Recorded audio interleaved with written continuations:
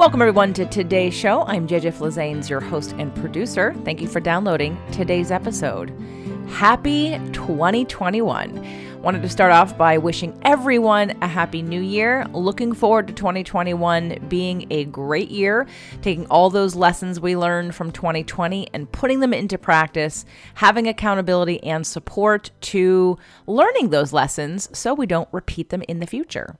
Today's show is about surviving pancreatic cancer, and I've got Chris Joseph as my guest. He wrote a book called Life is a Ride, and you can find out more about it at lifeisarideBook.com. But before we get into today's show, just a few simple housekeeping announcements. We are in a manifestation challenge in the Inner Circle membership. For those of you that are new, I have two Inner Circles. One is a membership, which is open to anyone at any time. I will tell you the price will go up on March 1st. It's $9.99 a month. In that Inner Circle membership, we do all kinds of support and accountability, a group coaching call once a month, and it has its own separate podcast. So we are doing a manifestation challenge right now in the Inner Circle membership. If you'd like to join and get involved, you can go to jjflazanes.com/inner circle. Also, in the last two episodes of 2020, I mentioned a document that I use for our New Year's Eve practice, and it was called Reflections. And I just wanted to impart on you that in case you didn't download it and do it, there's still time. You could still do it now, even though it's after the first of the year. One of the traditions that I've done in both my church, kind of like in the church I grew up in, we would do house blessings. And in feng shui, you do house clearing, you do space clearing. And so you could still do somewhat like an energetic clearing, if you will, if you wanted to, with those documents. And those free documents are at jjflazanes.com/NYE for New Year's Eve. So if you're feeling a little like you've just blended 2020 into 2021 and you didn't make it new or different, try a space clearing, do the practice, do some kind of writing and burning, move something around, clean a room, do something that creates a new energy for you, because it's important that we change our environment and we change our inner workings so that we can actually manifest and move forward in a new and different way. So today's show is about surviving pancreatic cancer. In the last 33 years, Chris Joseph has started and managed 3 environmental consulting businesses, launched 2 fan-funded music record companies, and founded a nonprofit charitable foundation. He has also dabbled in philanthropy, songwriting, and magazine writing, and is currently studying for his real estate license. Chris is an LA native who lives in Santa Monica with his 2 teenage sons and loves to spend time with his longtime girlfriend, Susie. Chris is a 4-year, odds-defying stage 3 pancreatic cancer survivor. That diagnosis introduced him to the dreadful pity look from others that caused deep shame, isolation, and fear. Anyone who experiences a crisis or tragedy understands the look and questions if life will ever return back to normal. Not knowing if he had time to wait, he took charge and created a new normal, adopting practices that coupled his actions with a belief system that supported his survival. His new book, Life is a Ride, shares how to make the new normal a destination to thrive. Welcome to the show, Chris. Thanks so much for having me. Really appreciate it. So your book, Life is a Ride, was a very uplifting book for me to read because you are not in the health space. And I love that your journey really it inspired you so much. It motivated you so much. It gave you a new mission, so to speak, that you wanted to make sure that people out there understood and knew what your journey was so you could help other people and hopefully help them not make some of the same mistakes you did. Yes? Absolutely true. Yes. I made a lot of mistakes. I never speak from a soapbox. I always admit my mistakes and hope, as you say, that people can learn from them. So let's talk about your diagnosis. Let's take us back to, what you had, even though I did kind of say it in the bio, so people do know, but I just want to start at the beginning. Like, what was life like pre-diagnosis? Pre-diagnosis, my life was going pretty well. I have 2 boys. They're still teenagers. I parent them half-time, so I was doing that. I was working full-time at my company. Being hopefully a good boyfriend to my girlfriend. Life was normal. I started getting some minor stomach discomfort in October of 2016, or actually September of 2016. I also had some depression, which I didn't link to anything. I just thought I was curious about it because my life was going really well, but I couldn't place the source of it. But I went to see my regular doctor late October 2016 about the stomach issues I was having, and one thing led to another.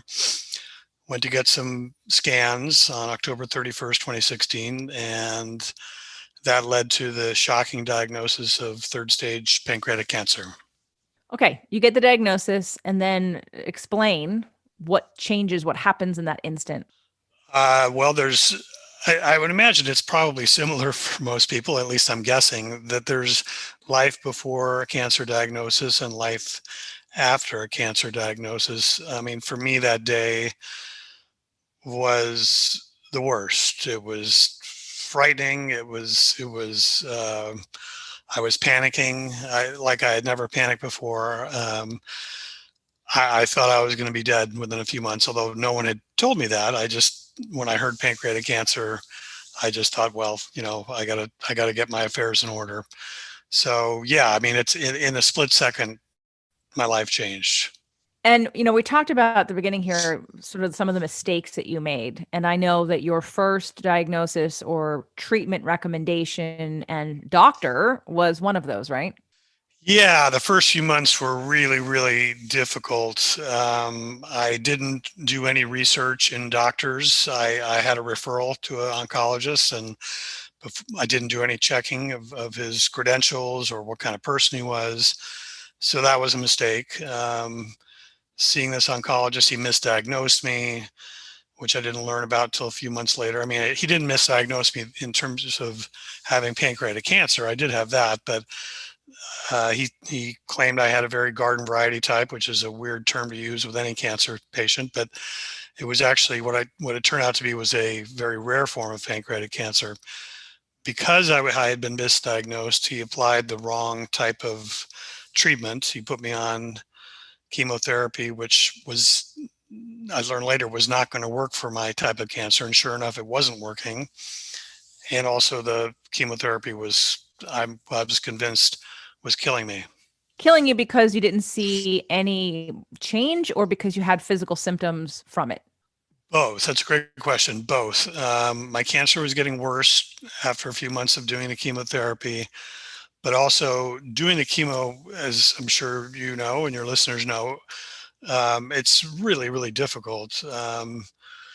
It was getting me depressed. I was sleeping all the time. It was devastating my stomach. I mean, as a different person in the medical field told me, chemo is not a smart bomb. It can, not always, but it can kill cancer cells. But unfortunately, it also kills healthy cells.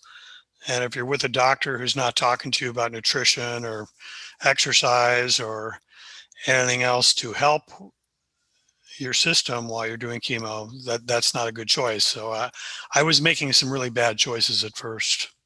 And it at the end of the chemo trial that and you didn't have any progress with the tumor that you decided to stop, or was it something more intuitive? Like, did you know before you tested that this wasn't working?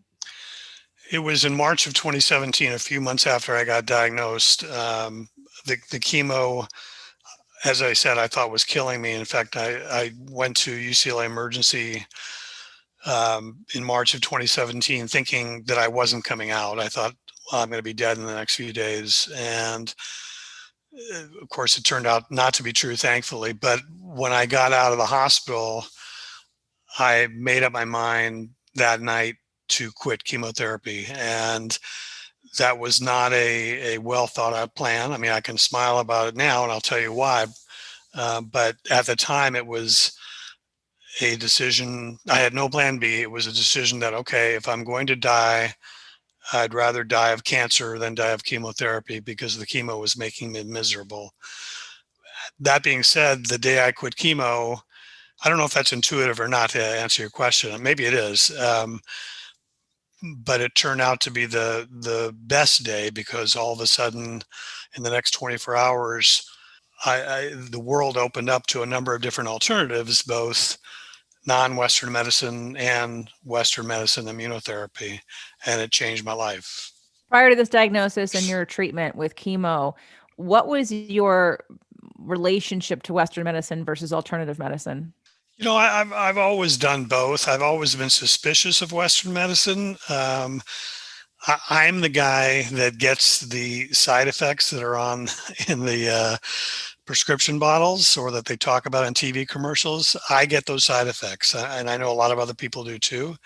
Some people less so, but me, I get them full bore. So for that reason alone, I'd always been hesitant about Western medicine. Um, I also think Western medicine, again, I think it does some good, so I don't want to be critical of it, but I think it's more symptom based, treatment based, rather than looking at what's causing the illness or disease.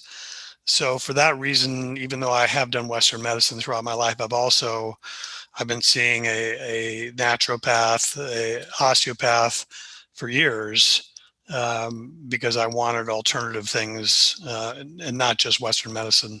So I know you mentioned you weren't doing some of the right things to sort of help yourself through chemo in terms of diet, nutrition. What was your diet, nutrition, and self-care like before the cancer diagnosis? It actually was pretty good. I mean, I've always been one to exercise a lot and eat pretty well. I don't smoke. I rarely drink. I don't do drugs.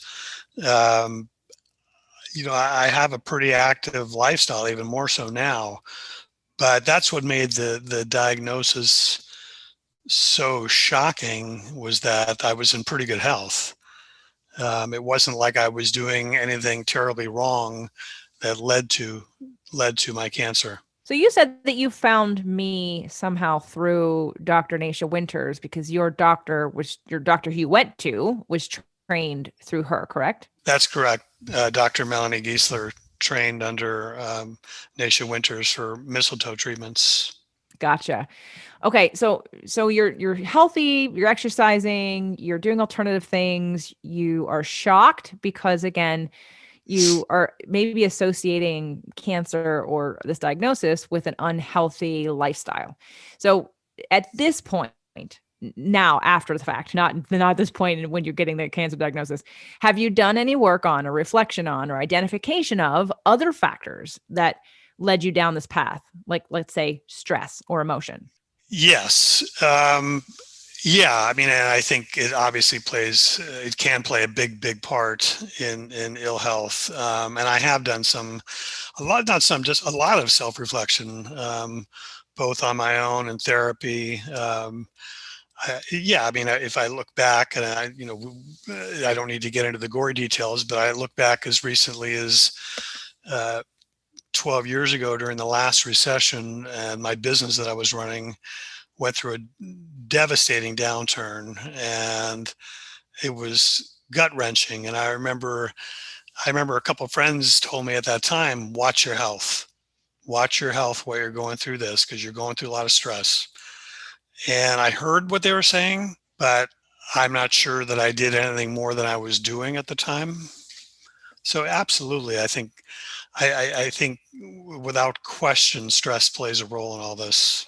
So what I find, I've worked with a lot of men in my career so far as a trainer, and when I tell them that their disease or dis-ease, let's not talk about it. I've had people who've gone through cancer, but they were on the other side of it when I met them.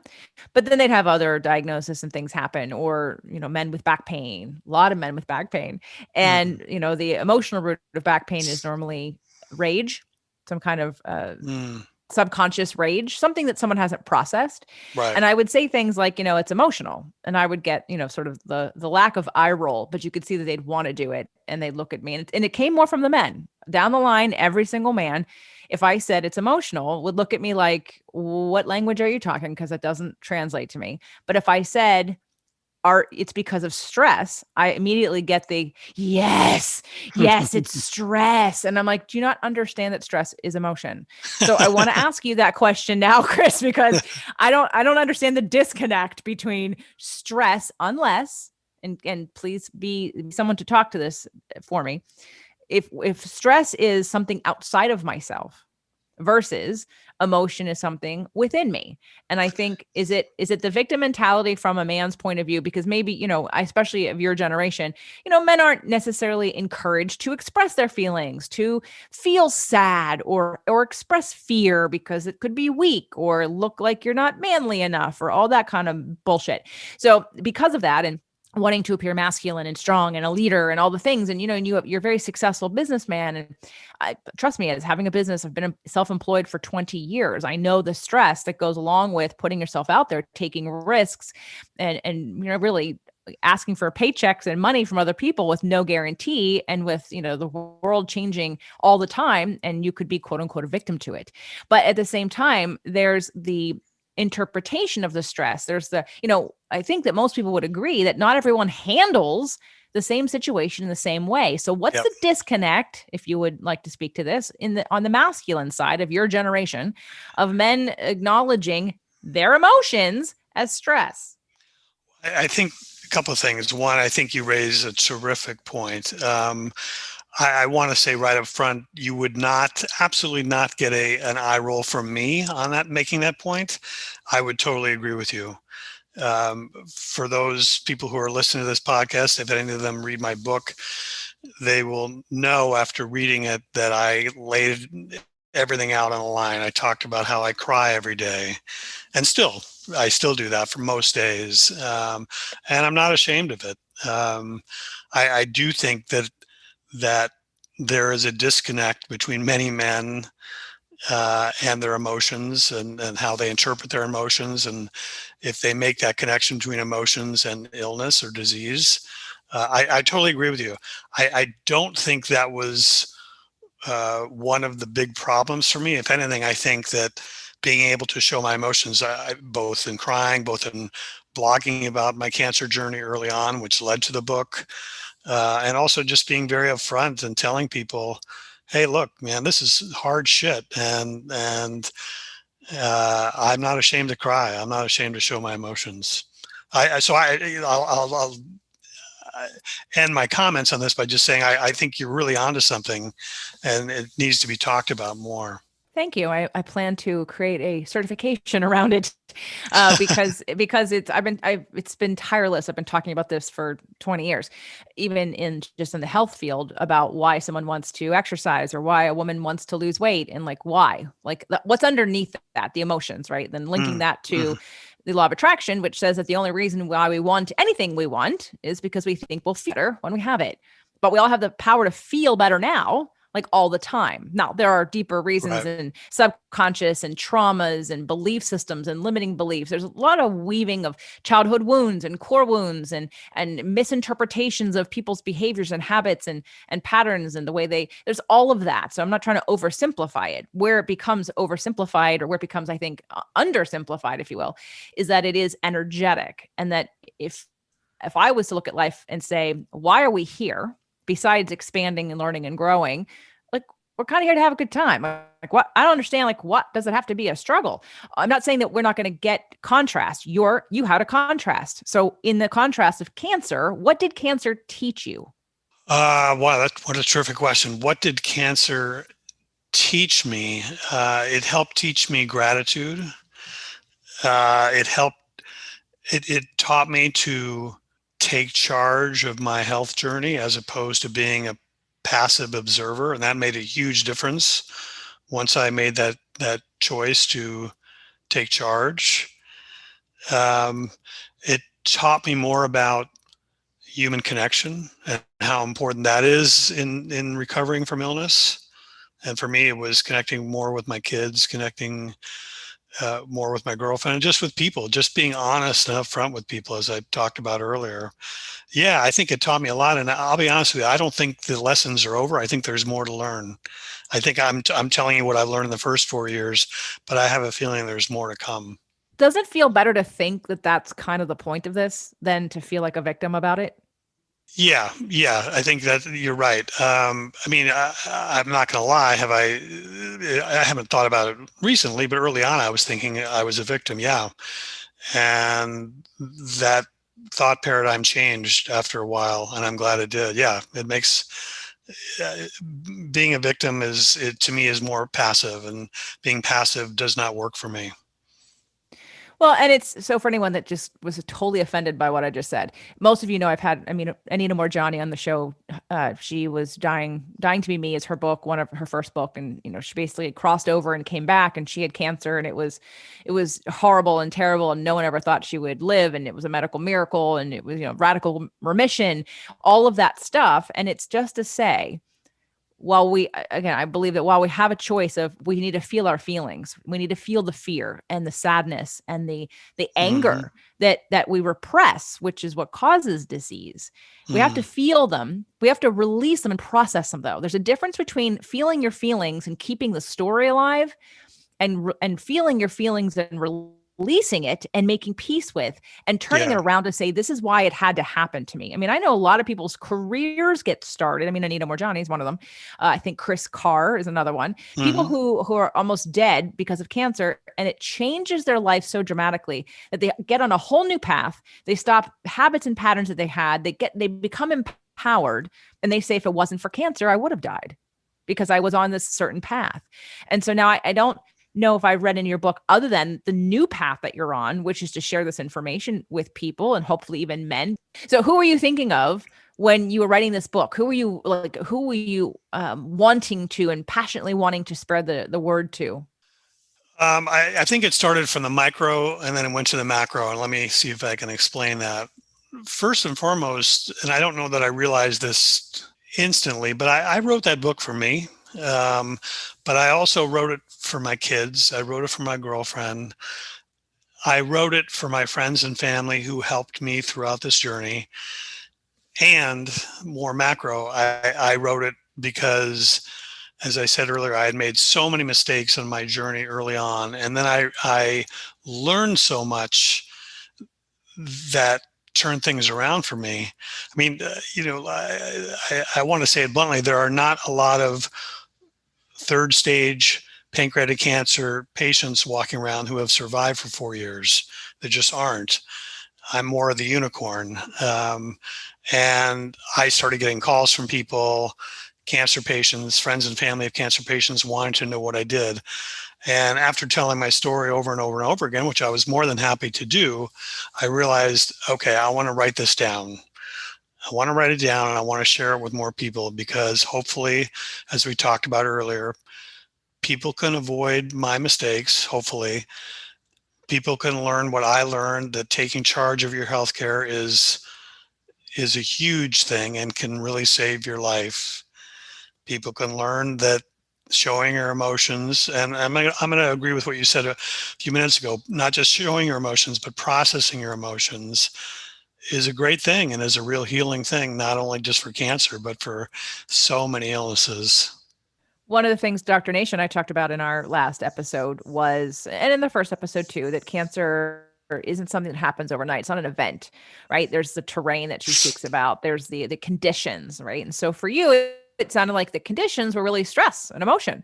They weren't poor diet. They weren't lack of exercise or attention. It was really probably a combination of either past wounds and stuff that maybe you've been carrying, as well as the stress of your business. Would that be accurate? I think that was a big part of it. Knowing my genetic makeup now, and I didn't know this early on, um, my body has a rougher time than many others in terms of just flushing out toxins. And so there could be 100 reasons why I got cancer, ranging from environmental to what I was putting in my body to genetic.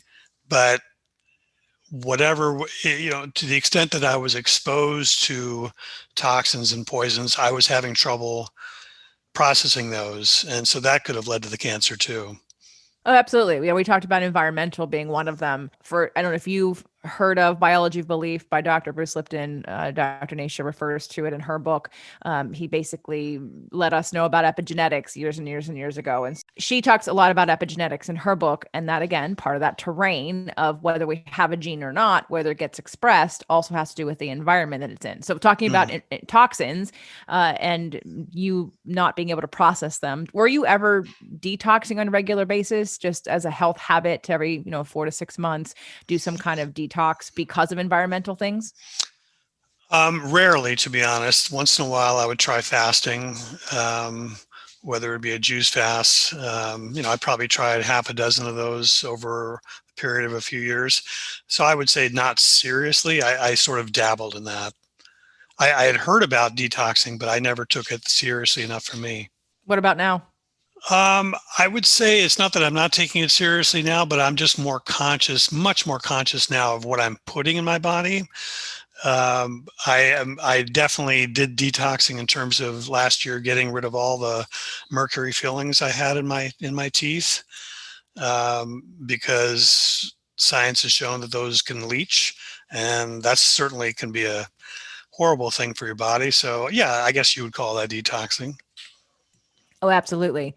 Did you do any chelation therapy? Did you have any mercury tests done to see if you had high levels of mercury?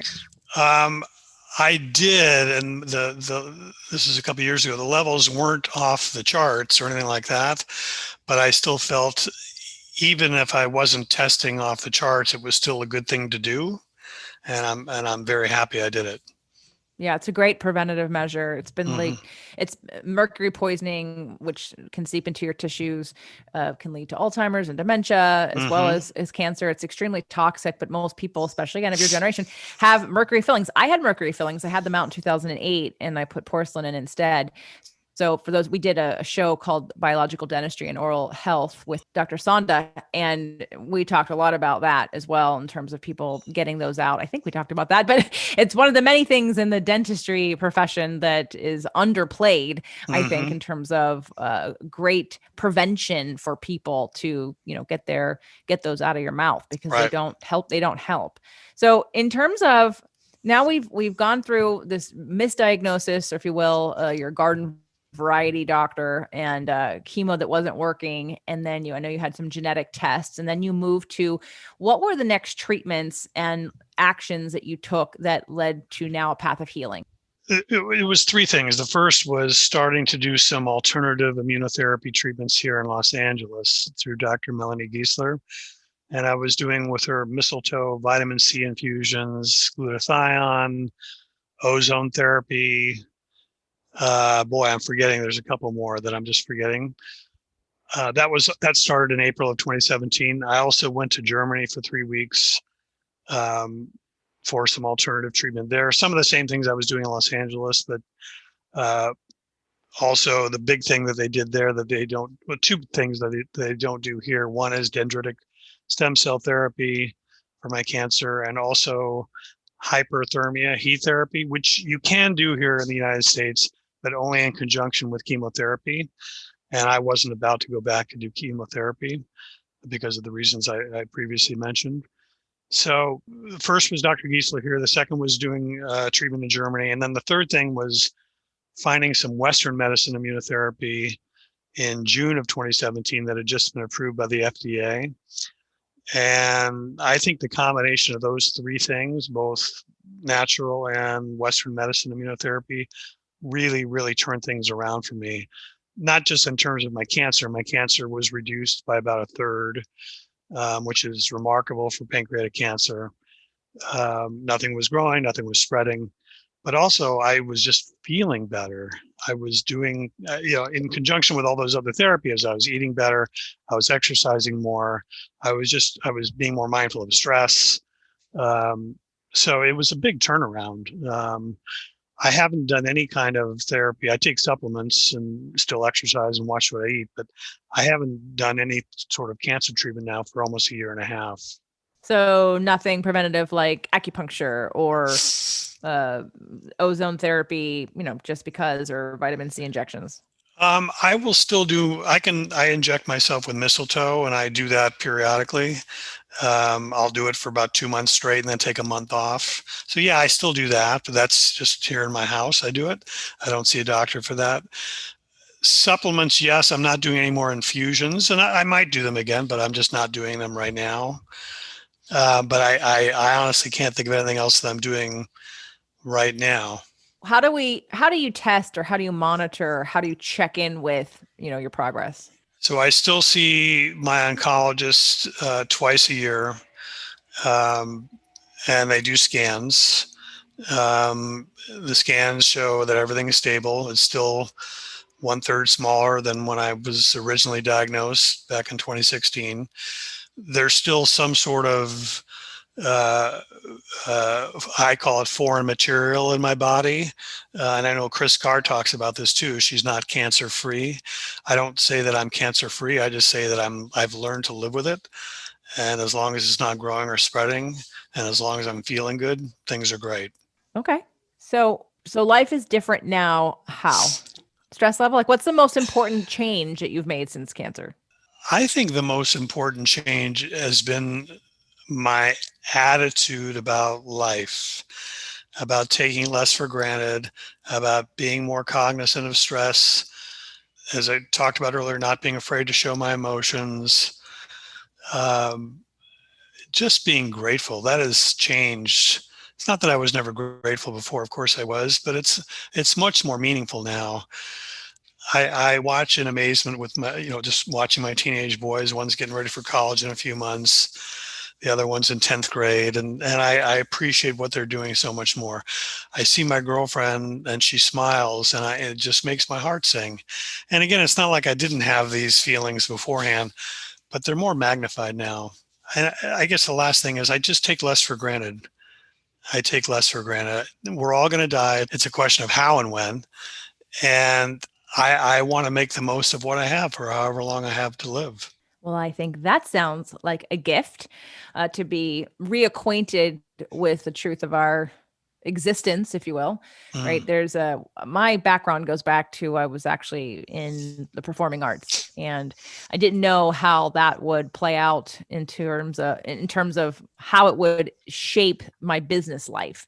And it's come full circle with these emotional conversations. It's like focusing on and studying and really getting into again the emotions. And I think about it all the time because I know it's not like a sexy topic and most people like glaze over and they don't think it's important, yet it's the most important thing.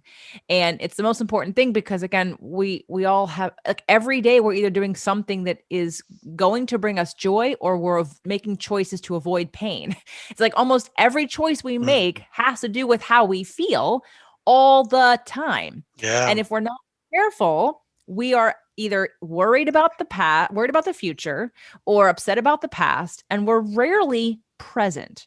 And I think one of the things that I get from what you just said in terms of like an emotion or a feeling or an idea would be that the grateful, the gratitude, the presence of the here and now of this moment because it's all we have because we never know. Of course we're going to die. Of course we're going to transition. We're here to we come in and we come out. We come in and we come out. Mm, It's just that's what we do.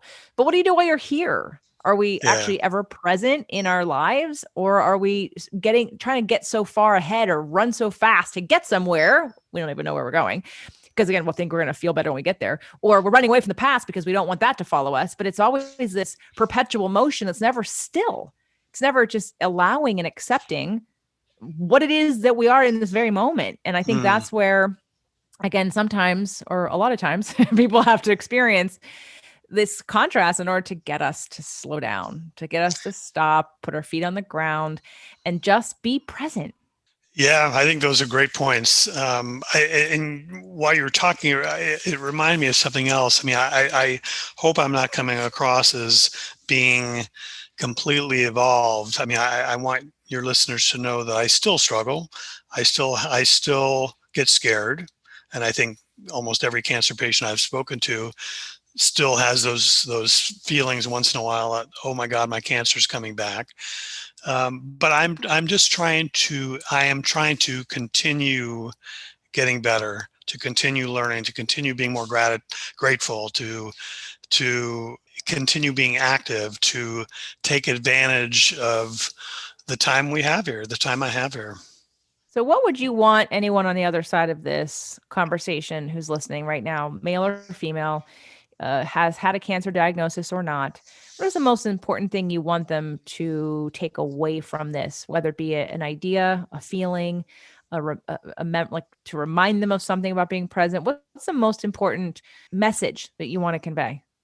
I think for me, the most important thing I learned through all this, and as we talked about, I learned a lot about many different things, but I think that taking action, taking charge, finding good people, and not just doctors, finding people in the healing profession who are willing to listen, who are willing to take time, having a village of people helping, showing your emotions, not being alone, connecting with people. I mean, there's so many things. I know you asked me for one, but I think I really can't answer with one. There's so many things, but I do think for anyone who is just diagnosed, I would strongly advise don't do what I did, which was be passive.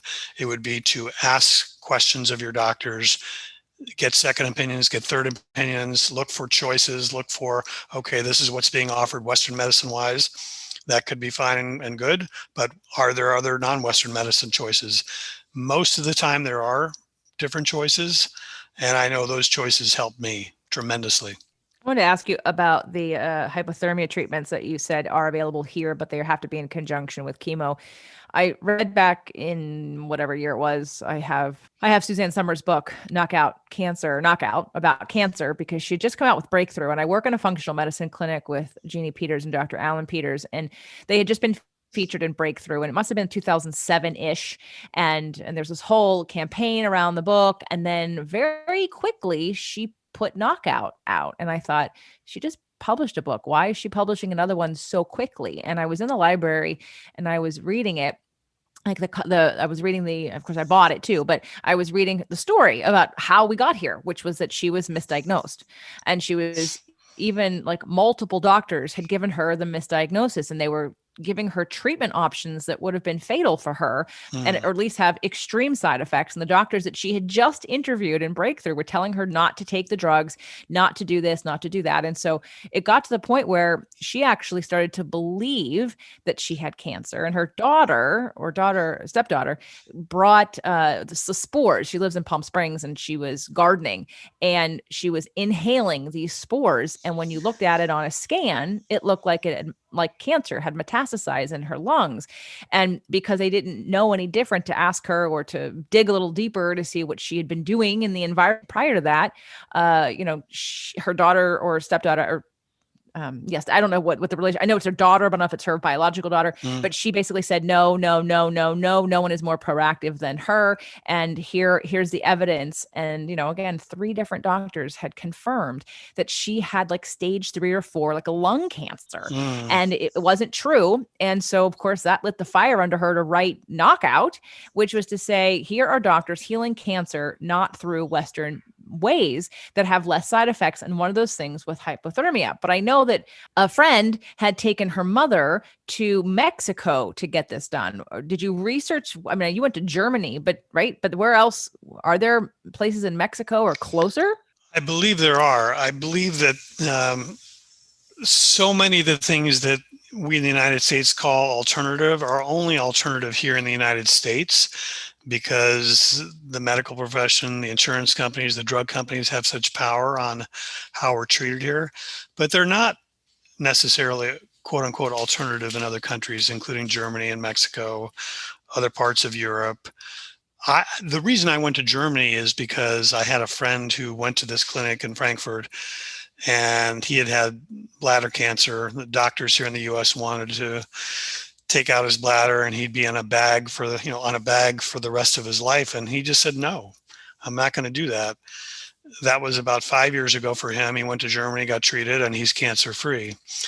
And when I learned about his journey, I thought, well, clearly there are options here. There are no guarantees necessarily, but I realized, okay, I don't want to do this Western medicine chemotherapy archaic thing anymore. I'm going to try and see if there are alternatives. And sure enough, there were and there are.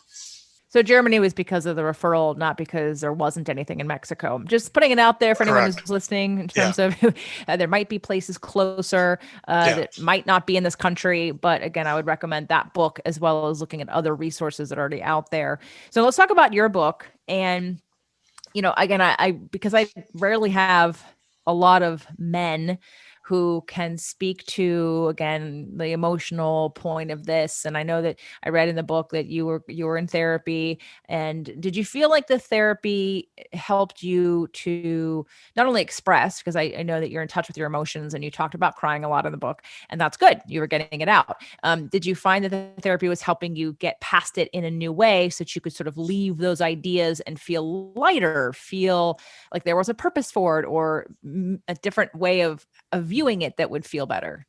If you're asking me, did therapy help? It absolutely helped. I mean, early on when I wasn't doing well, I was thinking about suicide a lot.